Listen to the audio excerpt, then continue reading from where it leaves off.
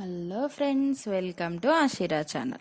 ఈరోజు మనం బతుకమ్మ ప్రసాదం నువ్వుల సమిలి ఎలా చేయాలో చూద్దాం.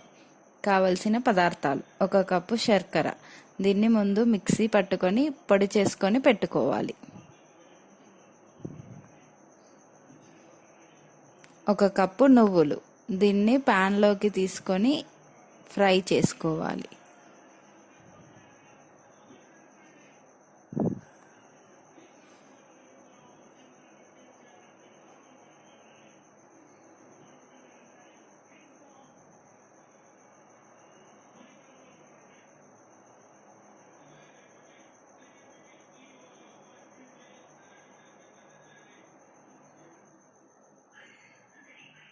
నువ్వులు ఇలా వేగిన తర్వాత స్టవ్ ఆఫ్ చేసి చల్లారనివ్వాలి.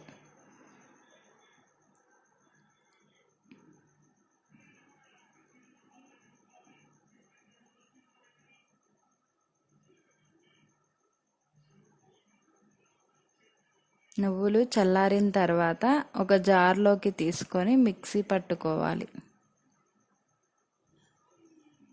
ఇప్పుడు ఒక మిక్సింగ్ బౌల్లో పొడి చేసుకున్న నువ్వుల పొడిని, శర్కర పొడిని వేసుకొని బాగా కలుపుకోవాలి.